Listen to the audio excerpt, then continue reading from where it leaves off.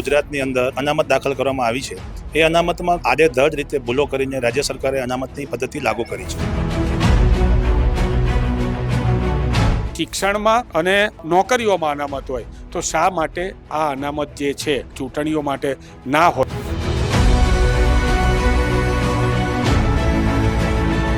બક્ષીપંથને કોઈ લાભ મળતો હોય SC/ST ને, તો એનો અમે વિરોધ નથી કરતા. અમે અમારી વાત માટે ભેગા થયા છે. ઘણું બધું સરકારના ઉપર પર ડિપેન્ડ છે કે ગુજરાત શાંત સમૃદ્ધ ગુજરાત રહે, શાંતિ ઢોળાય નહીં.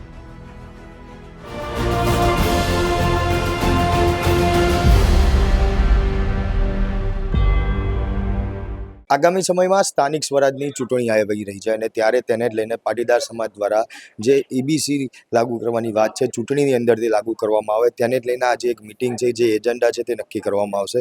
દિનેશ બાંભણી આપણી સાથે છે, તેમની જોડે વાત કરીશું. પહેલા દિનેશભાઈ, ખાસ આજની મિટિંગ શું મુદ્દા સાથે EBC જે લાગુ કરવાની વાત છે, એજન્ડા શું આખું? ગુજરાત રાજ્ય સરકાર દ્વારા ઇકોનોમિક વિકર સેક્શન આમાં આવતા વર્ગને સ્થાનિક સ્વરાજની ચૂંટણીઓમાં અનામત લાગુ કરવા માટે અને અમે રજૂઆતો કરી છે, પરંતુ નામદાર સુપ્રીમ કોર્ટના આદેશ મુજબ ઝવેરી કમિશનના રિપોર્ટના આધારે ગુજરાતની અંદર જે અનામત દાખલ કરવામાં આવી છે એ અનામતમાં લોટ ઓફ સંખ્યામાં આડેધડ રીતે ભૂલો કરીને રાજ્ય સરકારે અનામતની પદ્ધતિ લાગુ કરી છે.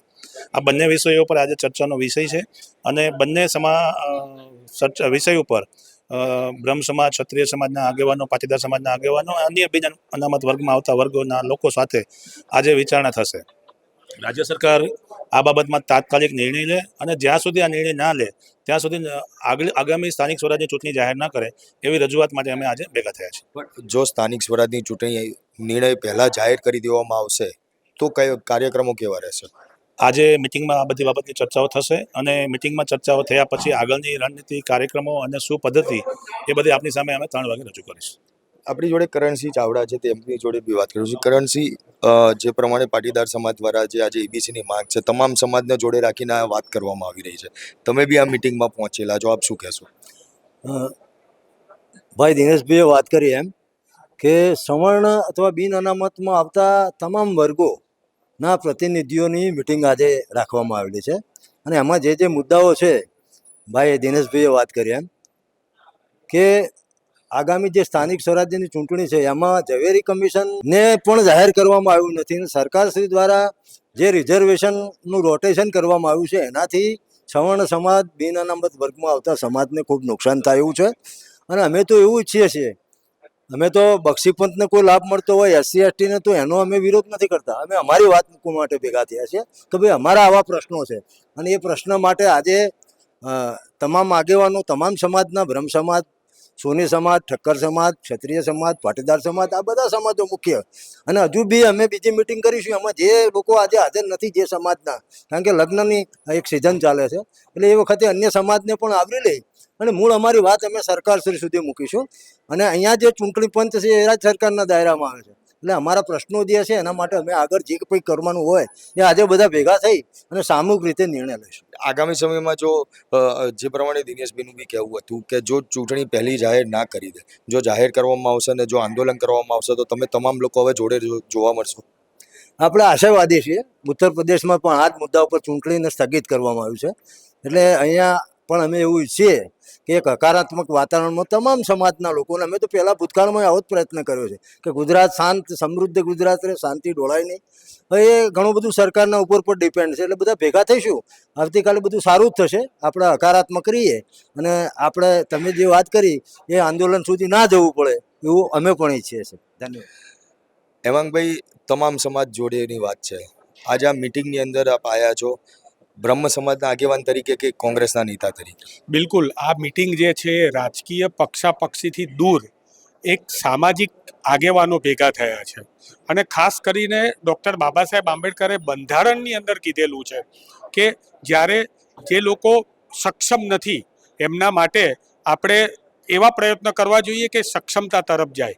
આજે જ્યારે દેશની અંદર સંસદે ખરડો પસાર કરીને ઇકોનોમિક વીકર સેક્શન એટલે કે બિન અનામત વર્ગના લોકો માટે 10% અનામત આપી દીધેલી હોય, હવે 10% અનામત શિક્ષણમાં અપાઈ ગઈ, એ 10% અનામત જે છે એ શિક્ષણની સાથે નોકરીઓમાં અપાઈ ગઈ, તો પછી શા માટે આ જે સમાજના આર્થિક રીતે નબળા વર્ગના લોકો છે એમના માટે શિક્ષણ અને નોકરીઓમાં અનામત હોય તો એ જ અનામત જે છે એ રાજકારણની અંદર કેમ ના હોવી જોઈએ, ચૂંટણીઓમાં એમના માટે શા માટે અનામતના સીટો જે રીતે અન્ય ઓબીસી છે, એસસી એસટી છે એમને આપો, એમને હજી પણ જો વધારે જરૂર હોય તો એમને હજી પણ વધારે આપવું, પરંતુ ઈડબ્લ્યુએસ એટલે કે ઇકોનોમિક વીકર સેક્શનની અંદર આવતા સવર્ણ સમાજના જેટલા પણ પાટીદાર સમાજ હોય કે પાટીદાર સમાજની સાથે બ્રહ્મ સમાજ હોય કે અન્ય હોય એ બધાએ ભેગા મળીને આજે જે પ્રમાણે મિટિંગની અંદર એક એકતા બચાવેલી છે, આવનારા દિવસોની અંદર રાજકીય રીતે પણ આની ચર્ચા કરવાની આવશે તો અમે પણ અમારા પક્ષની અંદર રજૂઆત કરું છું. અમારા પક્ષનું પણ એ વર્ષ પહેલાં પણ અમારા તો શૈલેષભાઈ પરમારે વિધાનસભાની અંદર 20% અનામત માટેની વાત કરેલી હતી, સરકારે 10% આપી ત્યારે પણ અમે એને આવકારી હતી અને આજે એ જ 10% અનામતને જો ચૂંટણીઓની અંદર ખાસ કરીને સ્થાનિક સ્વરાજની ચૂંટણીઓની અંદર જો આપવામાં આવે એના માટે અમે એક મુહિમ કરી છે અને મુહિમના યજ્ઞના ભાગરૂપે બ્રહ્મ સમાજે પણ આજે વર્લ્ડ બ્રાહ્મણ ઓર્ગેનાઇઝેશન હોય, મારી સાથે દિનેશભાઈ સમસ્ત ગુજરાત બ્રહ્મ સમાજના મહામંત્રી છે રાજ્ય કક્ષાના, આ બધા જ ભેગા મળીને અમે એક એવા રસ્તા તરફ આગળ વધી રહ્યા છે જેથી કરીને આવનારા દિવસોની અંદર વધારે સામાજિક સમરસતા વધે અને વધુને વધુ સમાજના લોકો જે છે એ લોકો આગેવાન તરીકે પ્રસ્થાપિત થાય. પણ હેમાંગભાઈ, એક રાજકીય પાર્ટી તરીકે, એક રાજકીય નેતા તરીકેની જો વાત કરવા જઈએ તો જે માંગણી અત્યારે કરવામાં આવી રહી છે કે ભાઈ ચૂંટણીની અંદર ઈબીસી લાગુ કરવામાં આવે તો એ શક્ય કેટલું છે?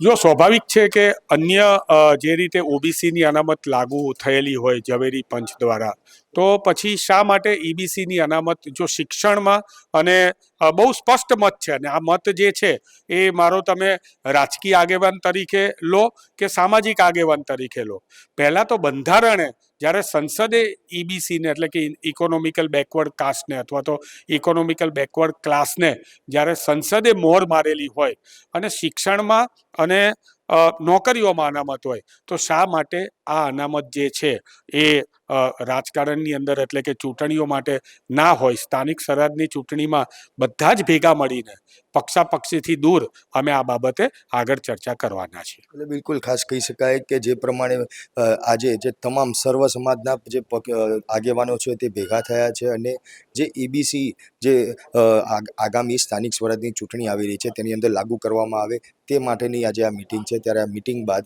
જે આખરી નિર્ણય લેવાશે કે જો સ્થાનિક સ્વરાજની ચૂંટણી નિર્ણય લીધા પહેલાં જો જાહેર કરવામાં આવશે તો આગામી આંદોલન કેવા રહેશે. આ જ બાબતને લઈને તમારું શું માનવું છે તે કોમેન્ટ બોક્સમાં જરૂરથી જણાવજો.